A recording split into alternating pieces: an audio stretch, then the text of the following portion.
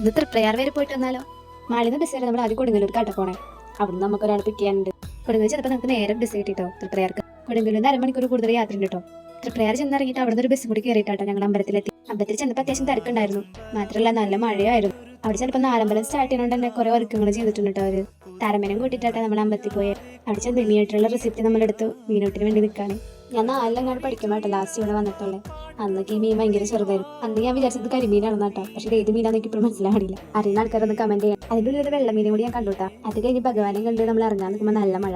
അത് കഴിഞ്ഞ് ഇറങ്ങുന്ന സമയത്താട്ടാ ഞാൻ ഈ കാഴ്ച കണ്ടേ. കണ്ണന്മാരിങ്ങനെ നിരത്തി വെച്ചേക്കാം. എല്ലാവരും ഒന്നിനൊന്നും ഭംഗിയാണ്. അമ്പലത്തിൽ പോയാൽ മസാല ദോശ മസ്റ്റാണ്. അമ്പലത്തിനടുത്തുള്ള ഗ്രാമീൺ ഭവൻ എന്നിട്ടുള്ള ഹോട്ടലിലാട്ടോ നമ്മൾ കയറിയത്. അത് കഴിഞ്ഞ് ചായ കുടിക്കുന്ന വീഡിയോ എടുത്തില്ലാന്ന് ആലോചിച്ചിട്ടുണ്ട് കേട്ടോ. വീഡിയോ എടുക്കുന്ന നേരത്തെ ഞാൻ ചായ കുടിക്കുന്നോണ്ട് കാണിക്കുന്ന അമ്മ പറഞ്ഞത്. ചായ കുടിക്കുന്ന എല്ലാവരും കണ്ടല്ലോ. കൊടുങ്ങല്ലൂർ എത്തിയപ്പോൾ അർണൂസും പൊന്നും വന്നിട്ടുണ്ടായിരുന്നു. എന്നിട്ട് ഞങ്ങൾ എല്ലാവരും ഫുഡ് കഴിക്കാനായിട്ട് പോയിട്ടാ. കുറെ നേരം വരെ സ്പെൻഡ് ചെയ്തിട്ട് പിന്നെ വീട്ടിൽ പോകുമ്പോൾ ശരിക്കും ഭയങ്കര വിഷമം.